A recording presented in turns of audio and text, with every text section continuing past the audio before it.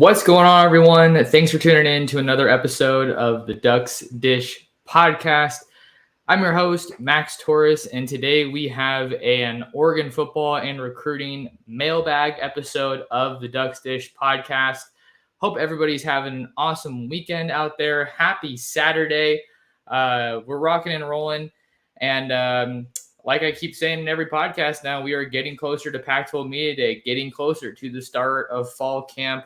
The official start of the Dan Lanning era of Oregon football as the Ducks look to improve on a 10-win season from 2021 and look to start off the 2022 college football season with a win against Georgia. If you guys didn't catch it, in the last episode of the Ducks Dish podcast, I did an episode where I went through and ranked each of Oregon's games on the 2022 schedule from easiest to most difficult. So that was a really fun podcast. Got to take a deeper dive into what's in store for the Ducks this upcoming season. But with that being said, there are a couple of things that I wanted to hit on just that happened since the last episode I was able to record, and then I'm going to go ahead and get to the mailbag questions. If you guys are new here, I always put out a call to action on my Twitter page at mtorresports. That name right there. You guys can make sure to follow me there. I'll put out a tweet, ask for questions ahead of time, and that's the easiest way to get a question answered on the podcast because I always hit on those questions first. And then, of course, if you guys are watching live on YouTube at Oregon Football Max Torres, thank you guys so much for tuning in and spending some of your day with us talking Ducks. Make sure you hop in that live chat and throw a question my way. If there's something that's on your mind that you wanted to get answered, I'll do my best to get to it and answer those questions. But, other note I wanted to say real quick, something new I'm doing right now is if you're watching on YouTube, that will be the first way and the easiest way you can get the podcast. And then I'm usually posting the podcast on the audio version of the podcast on those apps the following day. So that's a great reason to like the video, subscribe to the channel, and then hit that notification bell so that you hopefully don't miss any future live streams here on the channel. But with that all being said, let's hop into this episode. Starting off with a recruiting focus, there was some pretty significant news that came out late Thursday night and kind of trickled into Friday morning.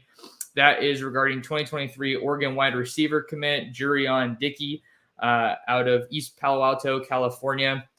So late Thursday evening, it was reported by the Mercury News that Jurion Dickey would be transferring from Valley Christian High School in Northern California. That was according to head coach Mike Machado, who was referenced in that story by the Mercury News.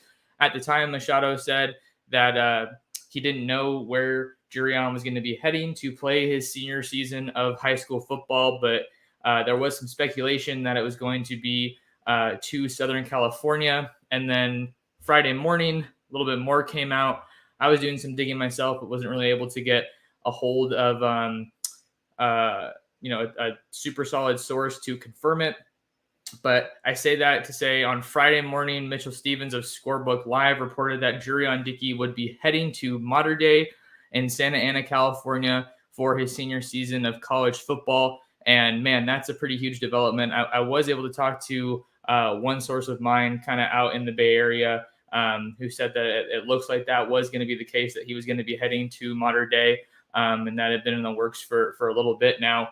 But we're still waiting on an official announcement from Jurion. So it's a report until we, really hear it from Jurion or, maybe anybody at Mater Dei. But that's significant. That is a significant piece of news. Jurion was named first. He was named the West Catholic Athletic League wide receiver of the year coming out of the 2021 season. He also earned first team all WCAL honors from his 2021 season. As a junior in 2021, Jurion racked up 78 receptions for 1,304 yards and 23 total touchdowns. That's according to Max Preps. And then now he is set to join a major powerhouse down south in the Mater Dei Monarchs. They were defending Open Division California State champions from the 2021 season. They were also undisputed national champions after going a perfect 12-0 last season. So that is just about as good of a program or a program that you can join. And I thought that was definitely a big development because modern day last year, they lost CJ Williams, their top wide receiver from the 2021 season. He ended up committing to USC to play for Lincoln Riley and the Trojans. So I think with Lincoln Riley there, you're definitely going to be seeing that modern day to USC pipeline growing quite a bit. But I say that to say that the Monarchs needed to add some big time talent and look at what some of these other schools are doing in the Trinity League, right? Arguably the toughest league in all of high school football down there in Southern California. The St. John Bosco Braves brought in Dante Moore, the 2023 Louisville commit. He transferred to St. John Bosco ahead of the 2022 season. Of course, the St. John Bosco Braves have quarterback Pierce Clarkson on that team, who is also committed to Louisville. Bunch of Louisville commits on that roster, on that team. So just interesting to keep an eye on where people are moving ahead of the upcoming season. Another big-time transfer to modern day that we kind of know about from the last season was all-purpose back Raleek Brown, who transferred down from Edison High School in Stockton to play for modern day for one season before eventually flipping his commitment from Oklahoma to USC to play for Lincoln Riley there. So I think this is definitely significant news because he's going to be going up against the absolute best competition that there is. He's going to be going up, or he could be going up against Roger Pleasant, really big time cornerback. A lot of top DBs down there in the Southern California area ahead of the 2022 season. So it should be interesting to see how Jurion does against with modern day. You guys will remember that Jurion recently earned 5-star status on both 247 Sports and on 3. For 247, he was also bumped up to the number 2 wide receiver in the entire country, trailing only Zachariah Branch, the Bishop Gorman wide receiver, who is currently committed to USC. So I think that just speaks volumes to the work that Jurion Dickey has put in on the field. Seen him at the camp circuit, and he was just phenomenal. Dude just shows up and competes day in and day out. So that's going to be pretty big, no doubt. And then looks like we did have a question here in the live chat on this topic. So I'll go ahead and just hit that right now. Question from Gerard. Gerard asks, will this help with recruiting in Southern California and or modern day? You and I both know, being from the 408, that Valley Christian is a football power, but not like modern day and always has been. Yeah, Valley Christian is a school that I honestly didn't know too much about until I got to high school and went to Bellarmine, which plays in the WCAL, the West Catholic Athletic League, against Valley Christian. For Duck fans, I think they might have some familiarity with Valley Christian because that's where Byron Marshall went to high school before he ended up going to Oregon. But Valley Christian's definitely established themselves as a power in Northern California, kind of right up there with some really big names like Sarah, where Tom Brady and Barry Bonds both went. I'm trying to think of anybody more recent, but that's definitely the biggest name there. And then you also have who do you have? You also have De La Salle, really, really big perennial powerhouse nationally and in Northern California. Of note for Oregon at De La Salle is 2023 tight end Cooper Flanagan, who the Ducks offered in the recent months after Riley Williams announced his commitment to Miami, right after announcing that he would be spending his senior season at IMG Academy. So I think that this could help Oregon with Southern California recruiting and modern day, because what have we said for so long? What's the belief been? It's that, commits, they go from recruit to recruiter. And oftentimes, the peers are the best recruiters. And I think that it'll just help sell Oregon even more, having Jurion out there in Southern California just competing against the best, on a week in, week out basis. And then, St. Francis, can't forget about St. Francis. They've definitely been on the come up in the past 5 years or so with Cyrus Bibilicchio and Bennett Williams both coming out of there. Cyrus Vivilico, of course, transferred to Boise State from Oregon. I think it was ahead of last season. And then Bennett Williams went from St. Francis, and then he played at Illinois and then College of San Mateo before coming to Oregon. Note on Bennett Williams, he's going to be switching his jersey number to number 4 to honor Spencer Webb for the 2022 season. So great story to see there. All right, and then a couple other quick stories to hit on in this before we get deeper into the mailbag. Oregon offensive lineman Alex Forsyth was named to the Remington Trophy Award watch list. Forsyth was one of 40 offensive linemen named to the list, and I think this could be a huge season for him. You guys will remember with Forsyth, he came to Oregon as a 2017 recruit out of Westland High School, so he is a state of Oregon guy, a real man of Oregon, if you will. And he redshirted in 2017, but gradually saw some more snaps, saw more playing time in 2018 and 2019, playing a variety of positions. You got left guard, right tackle. He played in 5 games in each of his redshirt freshman and redshirt sophomore seasons. And then once Jake Hansen moved on from the program and got drafted by the Green Bay Packers, that's when we really saw Forsyth start to come into his own and really stake a bigger role in this offensive line. He started all 7 games at center in the 2020 season, and he had a strong 2021 season, but he was battling back spasms for much of the season. Played in, I believe it was 10 of 14 games is what I got when I was writing the story, doing some research. And that's really when Oregon's offensive line versatility came in handy, as we saw Ryan Walk slide over to play some center for the Ducks last year. And man, that guy balled out. So this isn't really that much of a surprise for Forsyth, because he's really cemented himself as one of the better centers nationally, certainly in the Pac-12. And I think that he's got to be a reason that whoever ends up winning the starting quarterback job, you got to have a boatload of confidence in that offensive line, certainly in Forsyth, as things really just start there on the offensive line. He's the general, he's the commander of that offensive line. And he'll be pointing out, coverages and alignments and all that, and making sure that the offensive line is all on the same page. And you'll remember that left tackle George Moore is the only guy that they lost from that 2021 squad after Maletala Amavela-Ulu withdrew his name from the 2022 NFL draft to give it one more ride with the Ducks on the college football field at Autzen. So that's another story that I just wanted to hit on, as Alex Forsyth continues to just keep developing, and then hoping to see a full season from him after, like I said, he battled those back spasms last year. I believe they first appeared in that Stanford game, which was a crazy, crazy game.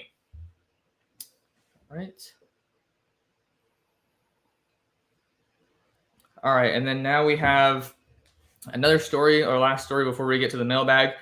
Oregon tight end Terrence Ferguson was named to the John Mackey Award watch list yesterday.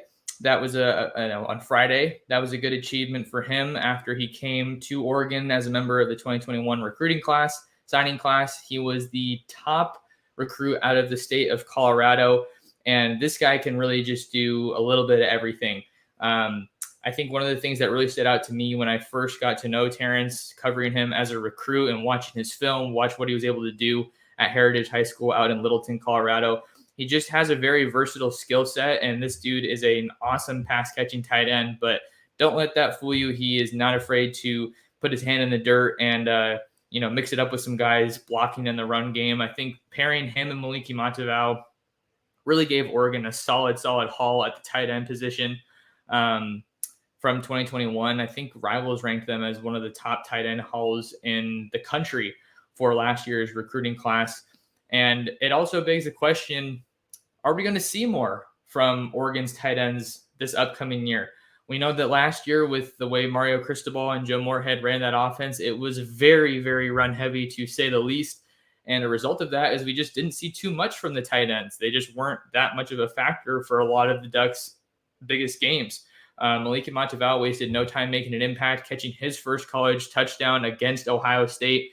Talk about coming through when it matters most for your team and on the biggest stage. So Maliki Matavao, Terrence Ferguson really got their feet wet last year and were able to play some very, very valuable reps, big reps for the Ducks in their true freshman seasons. I think that we are going to see more from the tight ends this year because Kenny Dillingham, with his whole offensive vision, it's about getting the ball to the playmakers and taking advantage of those one-on-one matchups. I mean, look at the offense. There's not many guys on this roster that are more of a matchup nightmare than these tight ends. I think maybe I'm a little biased because I played some tight end in high school, but that's one of my favorite positions to watch. They can just do a little bit of everything. They can block, they can run, they can catch, they can run routes, they can be playmakers and be bowling balls and wreck guys. But I think for Oregon, these aren't only guys that could be matchup nightmares, right? You got to look on the outside. You got to look at your Dante Thorntons, at your Chase Cotas, at your Caleb Chapmans. There's so many offensive weapons to be excited about that Kenny Dillingham really has at his disposal to make some serious noise in his first year as offensive coordinator for Oregon. And I think that a big part of that equation is going to be getting the tight ends involved early and often in this offense next year. So we already have on the roster Terrence Ferguson, Malika Matavao, Patrick Herbert, Cam McCormick, Tyler Naney, guys like that can really step up and make an impact. You'll remember that Cam McCormick got hurt in that Ohio State game. That dude has had brutal injury luck at the college level, so really hoping that he can stay healthy. Patrick Herbert has also battled some injuries since coming to Oregon. He was one of the more sought-after tight ends in the 2019 recruiting class, I believe it was.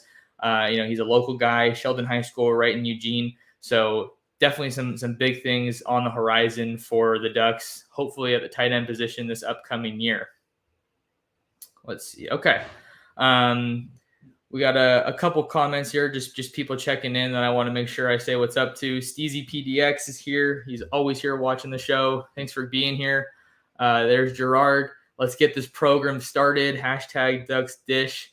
Brooks is here. What's going on, Brooks? Hey, Max, big ups to you for all your work covering the Ducks. Appreciate it.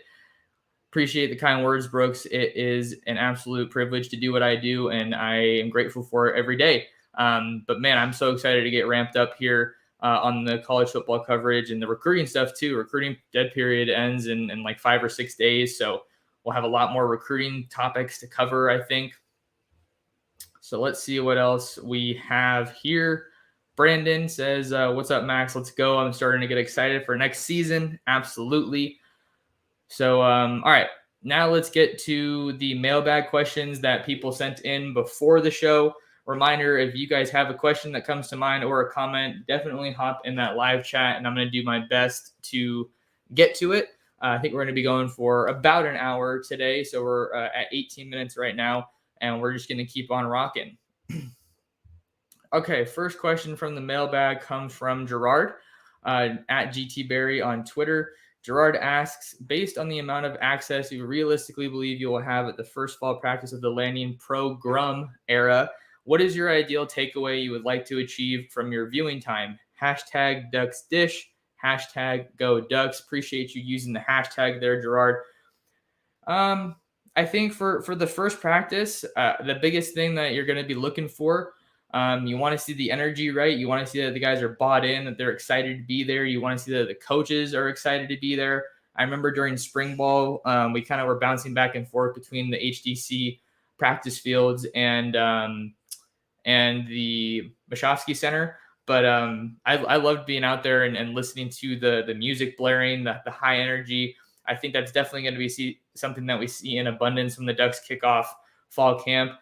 You also just want to see some good execution and crisp play, right? I think you don't want to see a lot of mental errors, although that's probably somewhat likely just because these guys haven't really had these practices since spring football. So that's been just about 3.5 months since the Ducks were last on the practice field. I think we're also going to be looking for, how do some of these guys look physically? How much have these guys grown from the end of spring practice and then having some time to go home, to be on vacation? How do you hold yourself accountable? How do you stay on that straight and narrow, making sure that you're making progress away from the team from a physical standpoint? I think that obviously going home for this period of time in summer is really important for a lot of these guys and these coaches as well. As you're just always on when it comes to college football. So I think these past 2 or 3 weeks, a lot of the guys have had the time to go home and spend that good time with their families before fall camp starts, because once fall camp starts, we all know it's pretty much nonstop until you get through December and whatever bowl game you're ending up going to. So pretty confident the Ducks are going to be bowl eligible this year. Now it's just a matter of which bowl game they're able to go to. I think I've said a couple times now, it's tricky timing with this coaching transition because it feels like Oregon's in their championship window, and it feels like a Rose Bowl and Pac-12 championship is not enough. Getting back to the college football playoff has to be the biggest priority, I feel like, if we're just talking about big goals for the season and where this team wants to go, where they need to go. So those are a couple things that I'm going to be looking for. Definitely want to see how the quarterbacks are looking, how they interact, not only with each other, but just with other players. If they're in sync, are they communicating really well? That's obviously a big part of the job as a quarterback that I think is super important.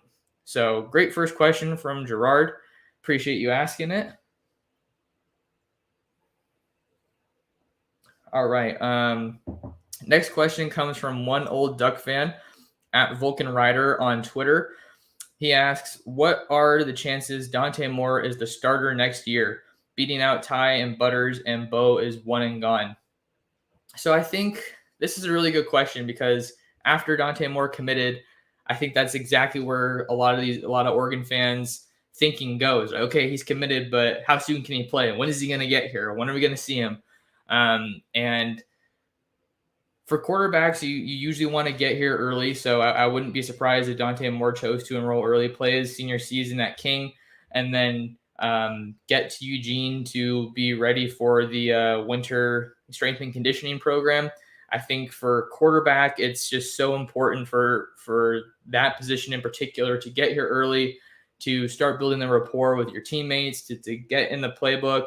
And then also, this just goes for early enrollees in general. I think another benefit that doesn't get discussed too often is just getting adjusted to college, getting adjusted to living on your own, to the responsibilities that you have, to doing your own laundry. That was one thing that I wasn't used to until I got to college, just doing my own laundry.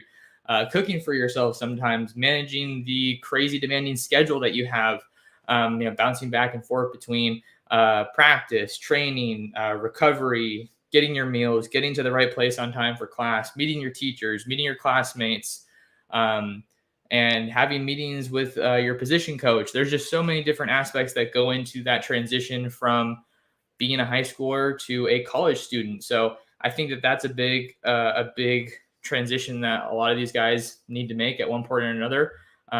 Just from listening to Dante in those interviews, it doesn't seem like it's going to be something that is that tough of a transition for him, just because it feels like he has a really strong head on his shoulders. But as far as the chances that he starts as a true freshman next year, I think this is kind of how I see it going. And this is kind of what you alluded to in your question. I feel like for Bo Nix, probably comes to Oregon, not assuming he's going to start, but he's entering his fourth season, senior season as a college athlete. I guess it would be junior season because of COVID, but he graduated in high school in 2019. So he played in 2019, 2020, and 2021. The 2020 year doesn't count. So he'll technically be a junior, I believe, if we're just kind of looking at the technical aspects of everything.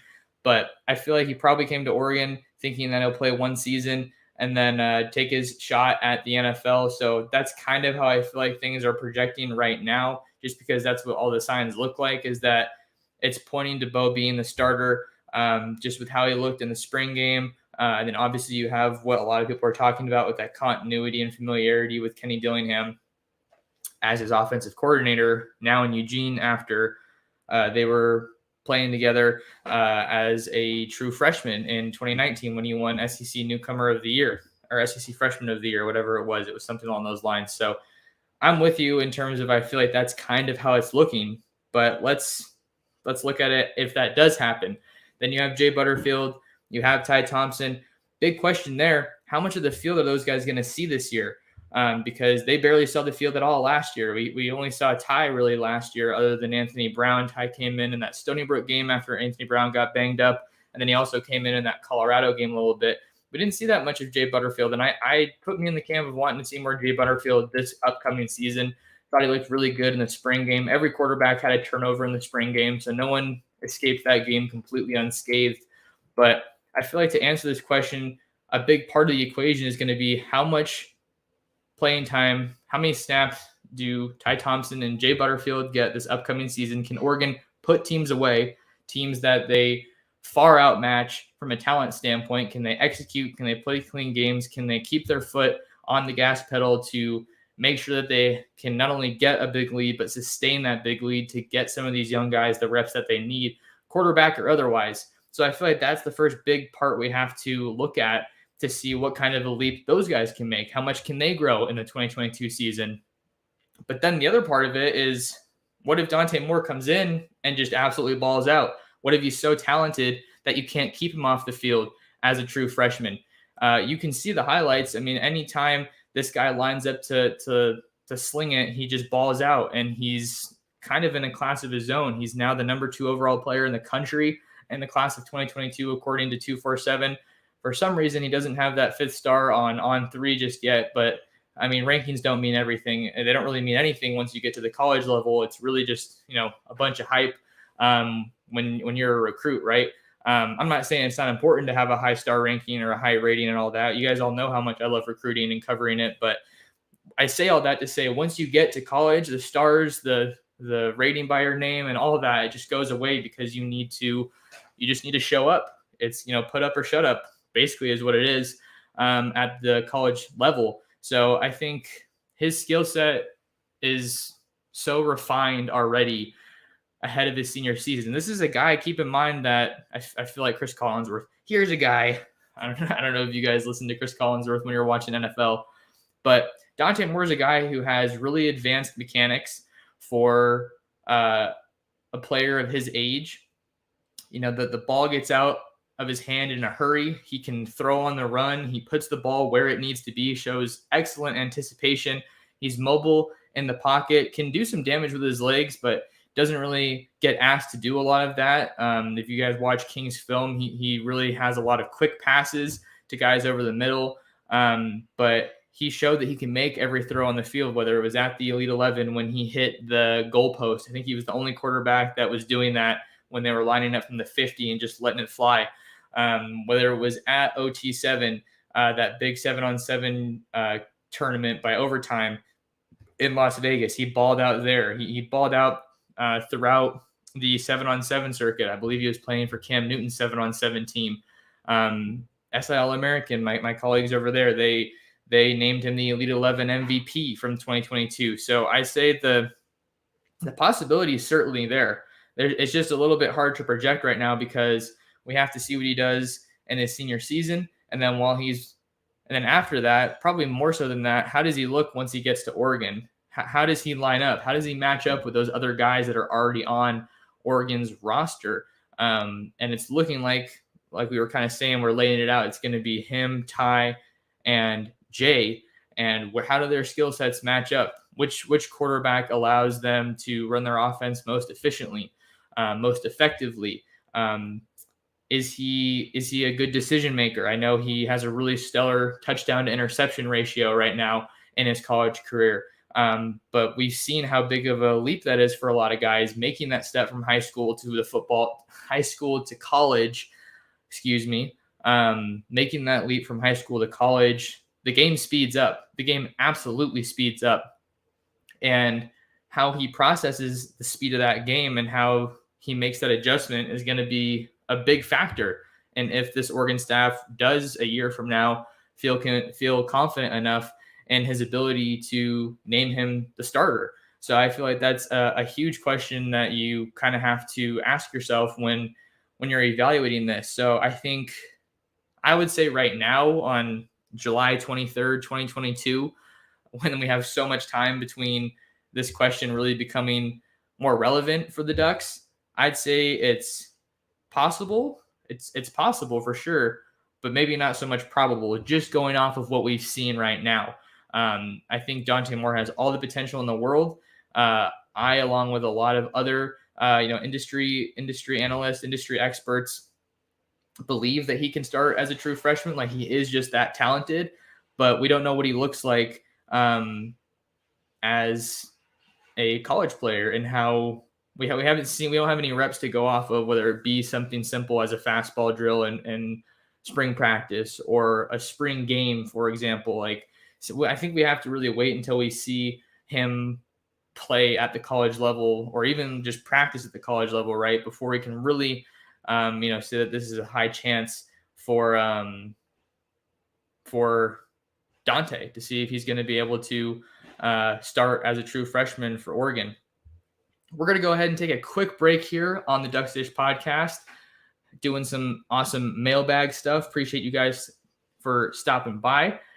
So stay with us. We'll have more Ducks Dish podcast after the break.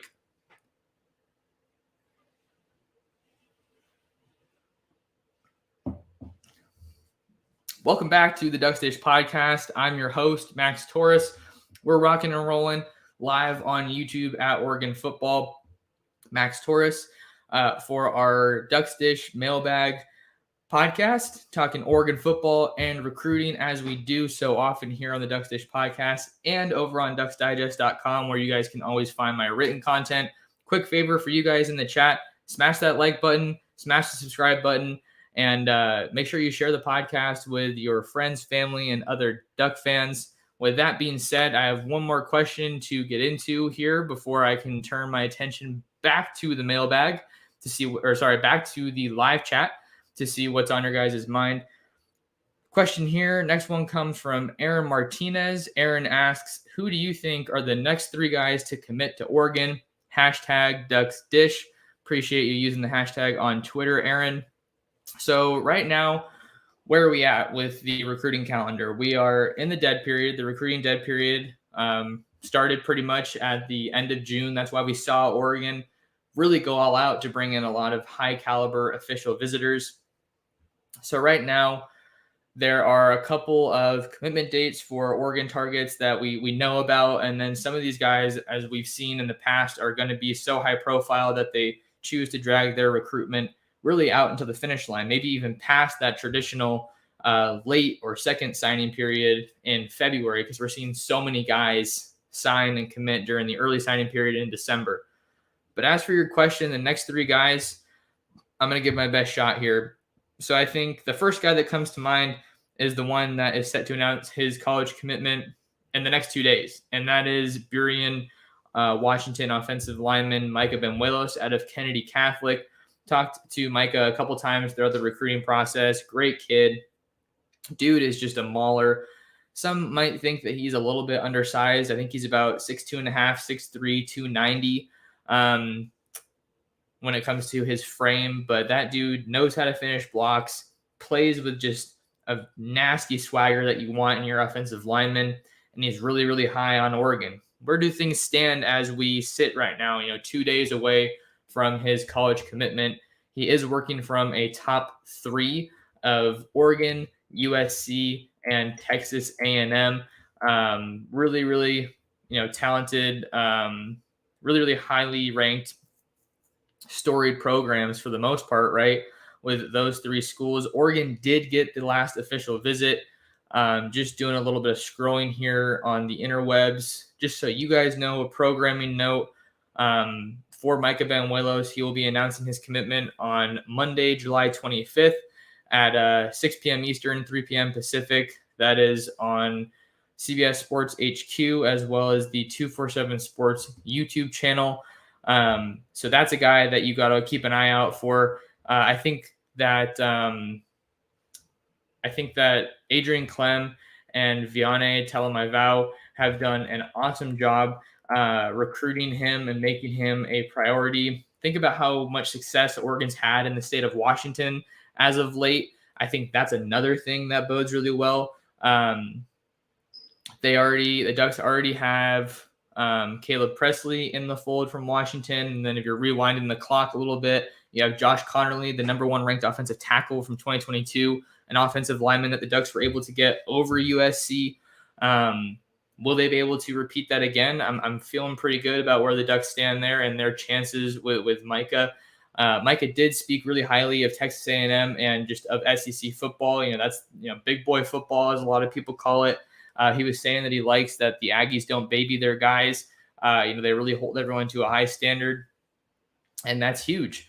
So I think for the Ducks, I think that Micah has to be one of those top tier guys that you really want major priority on the recruiting trail. The Ducks haven't landed an offensive lineman of just yet in this 2023 recruiting class. You already have a lot of those pieces coming together on offense, right? You have Dante Moore as your quarterback. You have Dante Dowdell as one of your running backs right now. I think the Ducks are going to try to get 2 backs in this 2023 class. You have Jurion Dickey as a wideout. You have Ashton Cozart as a wideout.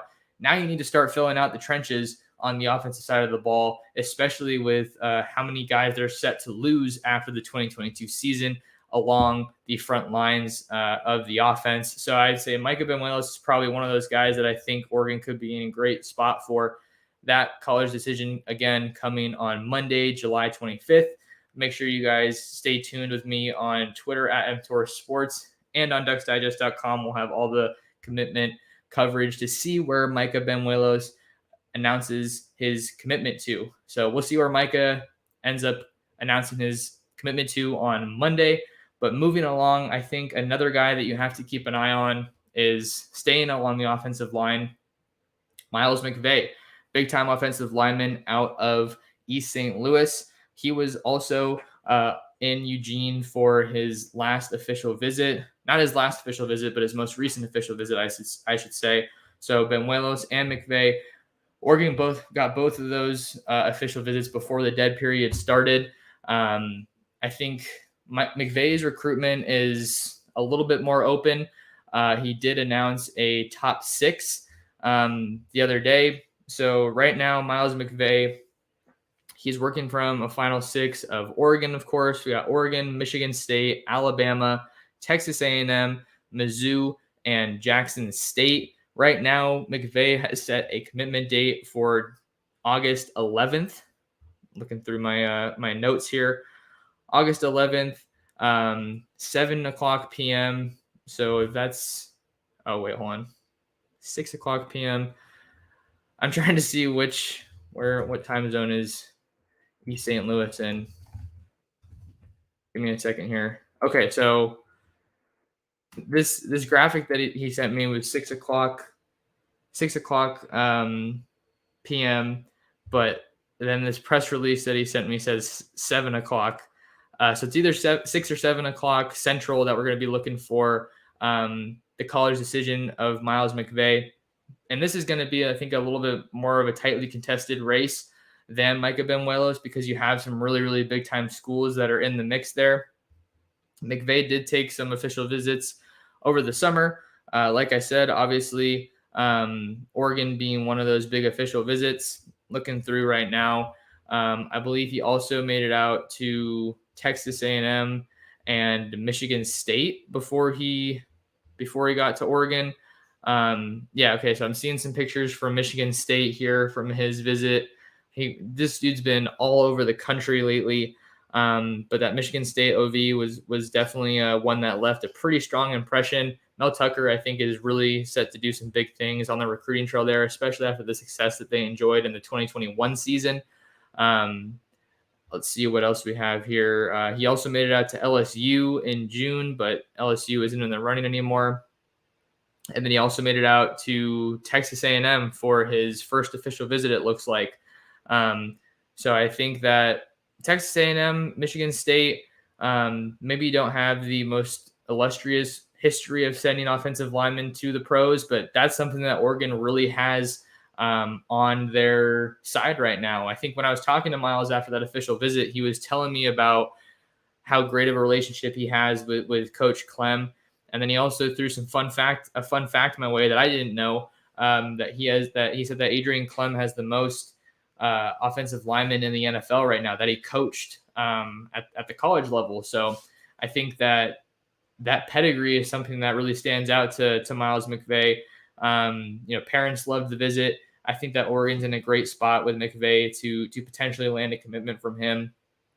And it just is another example of how this Oregon staff I feel like they've really spread out their commitments pretty well. I know a lot of fans were wondering why nothing was happening for a while, but now that they have Dante Moore in the fold, maybe we're going to see some of that domino effect, see some of these commitments start to roll in at the potentially at the end of July, early August, mid-August, going into the season. Because a lot of these guys, you got to keep in mind, they want to have their recruitments wrapped up, finalized before their senior season starts so they can just focus on ball, just focus on, going out with a bang, making the most of the time with their teammates, chasing a state championship. That's what everybody wants as a senior, right? You can't go out on a better note than that. So I think that that's something really big that you got to watch out for with Miles McVeigh. Miles McVeigh, is a big guy that you need to watch out for. I like where Oregon's at with him. And then another guy that I think I'm going to mention here as someone that I think Oregon could be in a really good spot for. I talked to him a couple times throughout his recruitment, and that is 2023 defensive lineman Terrence Green. Terrence Green is a big-time defensive lineman out of Texas, specifically out of Sia Woods High School in Cypress. He's one of those guys whose stock has continued to rise on the recruiting trail throughout his time in high school. And he's another guy that Oregon got out for his official visit in June. They got him on campus for a visit in the spring, and I thought that was really big. You want to get these guys on campus for an unofficial visit. I don't know why I feel like I'm talking so much with my hands today. Maybe I'm doing that too much, but really important to get him on campus, as well as a lot of these big-time guys. Get him on campus for an unofficial. And then that way you can show them what you have to offer. And then you say, hey, we know you really liked it. Come back out for that official and, let us give you the red carpet treatment. But he's spoken really highly of Lanning and Tosh Lapoy during his time from those visits. Like I said, 2 visits, and big for Oregon to get back into the state of Texas, continue going in the state of Texas on the recruiting trail. We've already seen it a couple times under Dan Lanning and this new staff. I think Kamari Terrell, the defensive back out of Shoemaker High School in Killeen, was the first Texas guy that we saw. You could argue it was Christian Gonzalez because he was originally from Texas, but that's a guy that got out of the portal, right? Following Demetrius Martin over from Colorado when he got the new defensive back job, the cornerbacks coach job. And then we've also seen some other Texas guys hop on board, notably Tyler Turner, the safety out of Brennan High School in San Antonio. And Texas is a state that is known for producing a lot of big-time talent in the trenches, right? You have Terrence Green, and then you also have another big name on the recruiting chart for the Ducks, David DJ Hicks, out of Paytow High School, I believe it is. I double check that because it's going to bug me if I got it wrong. Yeah, Paytow High School in Katy. He had previously been at Allen High School where Kyler Murray went, and that's just an absolute powerhouse. But David Hicks is another huge guy on the defensive line for the Ducks. That's a recruitment that's going to be very heavily contested, but I feel like the Ducks are in a good spot there. No commitment timeline for him or commitment date. But back to Terrence Green. Terrence Green will be announcing his college commitment on July 30th. And shortly before that Oregon official visit, he or maybe it was right after the official visit. I have to double check here. So yeah, he had his Oregon official in June, but on June 20th, he announced a top 5 in his recruitment.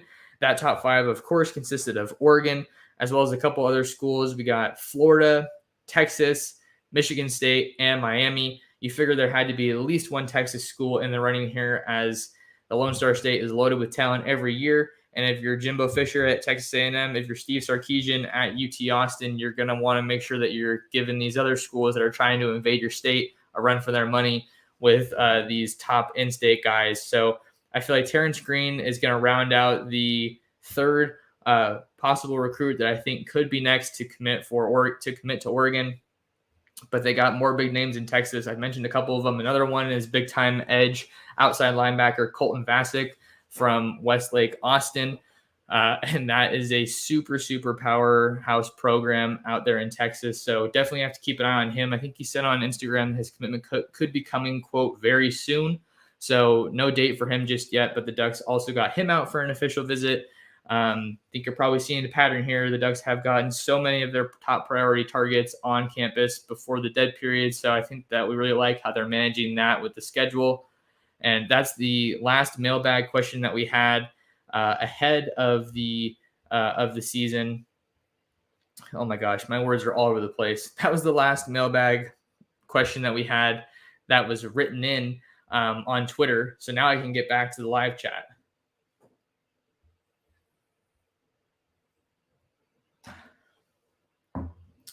All All right, Mikey G asks, what other recruits / current players are from modern day? I'm going to start with the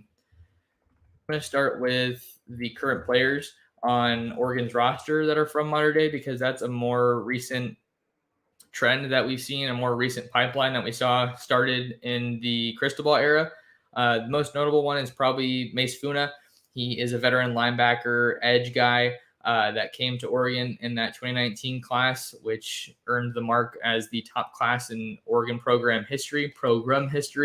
So Mace Funa was at modern day before he ended up coming to Oregon, as well as Keon Ware-Hudson, big-time nose tackle, defensive lineman, battled some injuries at the end of the year last year, so didn't get to see as much of him as we were maybe hoping for, but Keon's going to play a big role this year in that depth along the defensive line. You got Popo Amavai, Sam Taki Taimani, Jordan Riley, Brandon Dorless, got to mention him. The Ducks lost Christian Williams to the transfer portal. I think he transferred to Mizzou, I want to say, as well as Jason Jones, who went to Auburn. So really like the way they've added some pieces there. Ben Roberts, Sir Mells as well, coming in from the 2022 recruiting class. But as far as modern day, you got Mace, you have Keon Ware-Hudson, Sean Dollars also transferred to modern day before his senior season. And he earned the title as one of the top all-purpose backs in the country coming out of high school in 2019. So both he and Thomas Graham were at Rancho Cucamonga during their high school careers for a while. I don't believe that Thomas Graham transferred to modern day. There's probably someone else that I'm thinking about. Let me see. I'm looking on Thomas's 247 profile, but it was it was Sean Dollars and Jeremiah Cradell, I think. But Jeremiah Cradell ended up going to Oklahoma to play his college ball. So you have Dollars. You had Jalen Davies, the cornerback from the 2021 class, but he ended up transferring to UCLA ahead of the 2022 season. Who else? And then you had Austin Fallew. I think Austin Fallew went to modern day as well. He's not a current player, but he's another guy from modern day, since we're talking about that pipeline.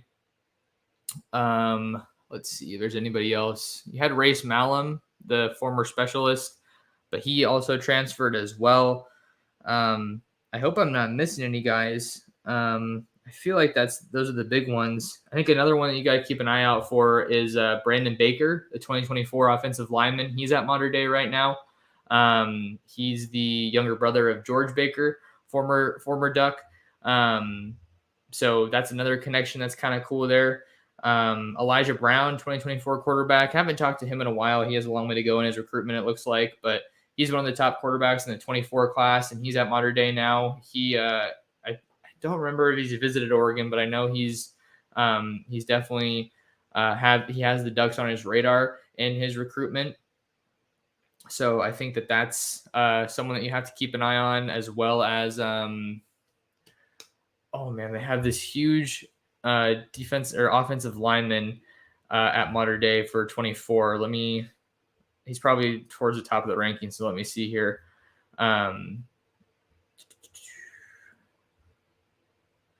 DeAndre Carter. DeAndre Carter is a massive offensive lineman listed at 6'4", 340. I remember I saw him in Oakland at that UC report camp, and he was named one of the offensive lineman MVPs. So plenty of talent from modern day, both past and present, to keep an eye on from an Oregon standpoint. Guys that have come through the program are already here on the team, and then looking ahead in the 2023 and 2024 recruiting classes as well.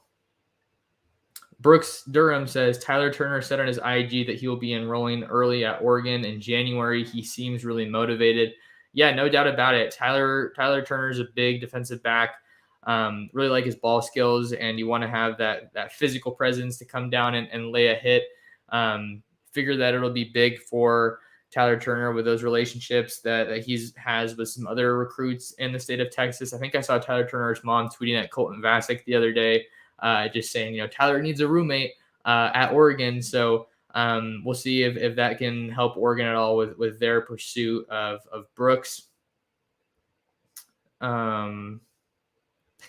Mikey G says Fergie Ferg, dude is from Littleton, Colorado, does not live up to his hometown name in the slightest. Terrence Ferguson is a massive human being. I think when I saw both he and Maliki, I saw both him and Maliki at fall camp last year, I was just like, my mind was blown just how massive those guys were. I think I got a picture of them side by side, and they like to go by the Twin Towers, I think, because they're just so huge, 6'6", 6'7", 240, 250, just massive guys that are ready to make an impact this year.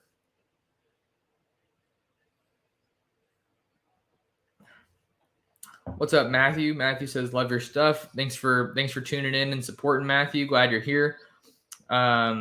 Duck Green asks, is Flo going to be ready to go game 1, or are they going to be careful? This is one of the biggest questions that's looming right now for Dan Lanning's defense in year 1. I remember we saw towards the end of spring football, Justin Flo was in trainers for a lot of it, but in one of the last practices that was open to media, I remember we saw Justin Flo running around making some tackles or some wrap ups. And that dude's just the new staff said it. Tosh said it best. That guy only has like one mode, and we've kind of had to dial him back a little bit. So they were careful because he didn't play in the spring game, and because of that approach and just how well he was moving, I want to say I think he's going to be ready to go for game 1 against Georgia. You figure that's someone that the staff really wants to have ready to go for the 2022 season, especially since they want to pair him with Noah Sewell, right, to have that dynamic duo that was just so lethal in that one game that we saw them play together against Fresno State. I think if they can get him on the field, he could be a tremendous asset for them against the Bulldogs, getting just some pressure on the quarterback and running around like a madman. I know there's another question from Anton here about Flo. So we don't have any new stuff on Flo right now as we head into fall camp, but I'm sure that'll be something that maybe Lanning gets asked at Pac-12 Media Day in Los Angeles next week, or certainly going to be a question that comes up for him to start fall camp. Whether or not we see him going through drills, he'll probably go through drills in some capacity, if not as a full participant when fall camp starts, would be my guess. Question from Devi. If CJ Carr happens to ever decommit from Notre Dame, should we worry about Dante? Yeah, this is an interesting question. For Notre Dame, I think Notre Dame's recruiting approach for quarterback, they've been all in. They were rather all in on Dante, and I imagine they're still recruiting him just because he's committed. I don't think that's going to slow a lot of these programs down, a lot of these schools down from pursuing him, especially because he's so close to South Bend, being a guy from Detroit, Michigan. So with CJ Carr is a 2024 guy, so part of me thinks that his commitment to Notre Dame didn't really mean a whole lot in terms of how it might have impacted Dante's recruitment, because even if, I guess it would be a little different if he was a 2023 guy. I don't know if Notre Dame ever wanted to take 2 quarterbacks in the 2023 class, but what I say all that to say that I feel like these top quarterbacks aren't really scared away by somebody already being there. I think if you're a top quarterback, you're there to compete and you're confident in your abilities when you commit to a school. So I don't think that is going to be a huge role right now. But CJ Carr, one of the top quarterbacks in the 24 class, already committed to Notre Dame. But right now it looks for Notre Dame in 2023 like they are really trying to turn up the heat on Austin Novosad, the 2023 Baylor quarterback commit. He's someone that they're really trying to go after. He had a really good showing at the Elite 11. Austin Novosad from Dripping Springs, Texas, Dripping Springs High School. He is rated by the 247 composite as a number 150 player overall in the country, number 11 quarterback, and the number 27 prospect in the state of Texas. But he is still weighing his options. And he's still committed to Baylor, but it looks like it wouldn't be a surprise if he got back out there on the recruiting trail to take some more visits once the dead period opens up. I'm sure that Dave Aranda and the Bears are doing everything that they can to hang on to that commitment. So I think it's something to watch for sure. But I think this Oregon staff, once they got a commitment from Dante or any of these guys that are super high caliber or not, you're still going to have to keep recruiting your class until they sign on the dotted line. And then in the era of the transfer portal, right? That's one of the new sayings nowadays, is that you have to keep recruiting your current roster. So recruiting is the name of the game. And I know that this Oregon staff is going to keep recruiting Dante heavily, even though he is already committed to the Ducks. Got a question from Wesley here. Wesley asks, how underrated is our linebacker core in your opinion? I don't know. I think for Oregon's linebacker core, they have a lot of really good talent there already. You lose some guys from last year. Obviously, Drew Mathis got hurt, and he missed the season, right? And then Nate Hukalani is another guy that moved on. And I feel like another thing that you have to ask yourself, who do you count as a linebacker? Are you counting those edge guys in there as well? Because I think that would kind of affect how you view the linebackers. But I think that Oregon's linebacker core, I'd argue that it's not too underrated. I think it's probably rated appropriately. Obviously, the headliner of that group is going to be Noah Sewell. He looks like the top draft prospect for the Ducks heading into the 2023 NFL draft. Certainly still has some areas to improve, but Noah Sewell is an absolute monster. I like calling him a cyborg because that dude his body takes a beating and he just never comes off the field. We obviously saw that injury he had against UCLA in 2020 as a true freshman, but I believe it was Wazoo they were playing the next week. Noah's right back in there, but Noah's just a beast. And then obviously you have Flo, who has all the hype in the world, but for all intents and purposes, he's really only played one game. So really looking to see how he can grow, what kind of consistency he can bring to the table from week to week, especially against some of these big-time non-conference opponents that the Ducks have lined up, Georgia, BYU, a couple of those games that really stand out. Stanford, I think that's a guy that you really want against a school like Stanford or against the Huskies at UW. And then that's not where the name stopped, though, right? I think Jeff Bossa was one of the biggest success stories of that defense last year, being a guy that came to Oregon as a defensive back, but I don't know if oversized is the right word, but he was a massive defensive back. I think he was 6'2", already in the area of 200 plus pounds, maybe closer to 210, a guy that could really move.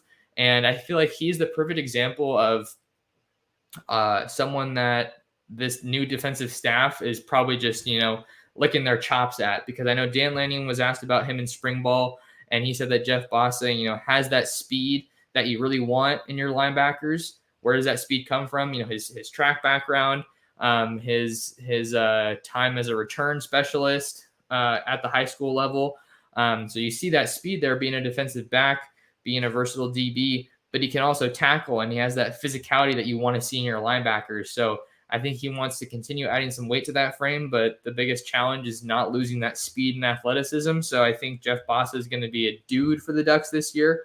You also have Jackson LeDuc, someone who battled COVID, I think it was, at various times in the last season. It was, I know he said he was battling COVID during not during spring ball, but while we were talking to him in spring ball, we were asking him about last season, and he was coming forward just saying that he had to battle COVID on top of injury as well.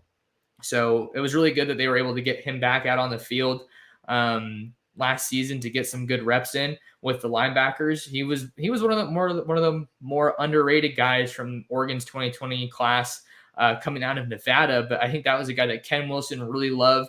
And we're just scratching the surface as far as what we're going to see from Jackson. But he's a veteran guy.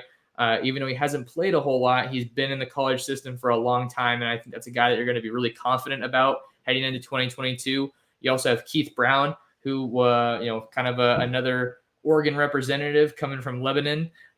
He was someone that I think impressed in the limited action that we saw him in 2021.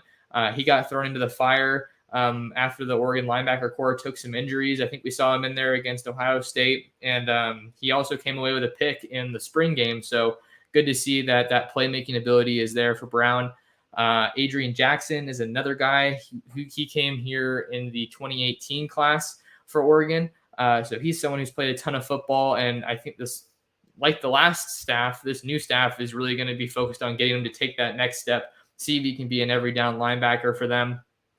I believe he's moved from the outside to the inside ahead of this season. So he's a big guy that you have to keep an eye on for sure. And then looking at the edge, you have Mace Funa, you have DJ Johnson. I feel like DJ Johnson's a prime candidate to be Oregon's next consistent edge rusher after Kayvon Thibodeau's departure. Braden Swinson is another guy, outside linebacker. You have Brendan Buckner as well. Trevin Mae, I think he's really quiet, but that's a guy that I think has a lot of potential, and we saw him play a pretty decent amount of snaps last year. So hopefully I'm not missing too many guys from the linebacker core, but I don't feel like Oregon's linebacker core is that underrated. I feel like they're definitely one of the stronger groups for this defense. Anthony Jones, a freshman outside linebacker who comes over from Liberty High School in the Las Vegas area with Sir Mel's. Jaden Navarrete, someone that we haven't seen a whole lot of. He's a redshirt freshman from Norco High School in Southern California. Jabril McNeil is another guy we haven't seen too much of. Really liked how athletic he was and how well he moved and the physicality he played with coming out of Raleigh, North Carolina in high school. Keith Brown, Devin Jackson, as well as Harrison Taggart. Those are two 2022 guys that were here as early enrollees for spring football. So I think that those are some guys that probably won't play a whole bunch as true freshmen, but you don't really need them to. I think you just want to get them in, get them adjusted to the speed of the game, and ready to go for the rest of their college careers. But I think that those are going to be some big guys that you have to watch for when we're talking about the whole linebacker core. Oregon's linebacker core is loaded as ever heading into the 2022 season. So hopefully that answered your question, Wesley. That'll do it for us on this episode, guys, on the Ducks Dish podcast. Really appreciate you stopping by, taking some time out of your day to talk some ball. Like I said, I don't want to say it too much, but just a reminder to like and subscribe for us. And make sure you head on over to ducksdigest.com where you can find all of my written content covering the Oregon Ducks. I'll be in Los Angeles next week for Pac-12 Media Day. Really excited for that. We're still waiting to see which players are going to be going for Oregon with Dan Lanning, but I'm super stoked for that. It's going to be a great time to really fully dive into football season. We're right there, about to be through the end of the offseason, everybody. So appreciate you guys sticking around, and I am so ready to do more live streams, more podcasts. It's going to be an awesome time, and I'm just excited to have you guys here for the ride. But like I said, that'll do it for this episode of the Ducks Dish podcast. I'm your host, Max Torres. Thanks so much for tuning in, however you're tuned in, and we will see you in the next episode.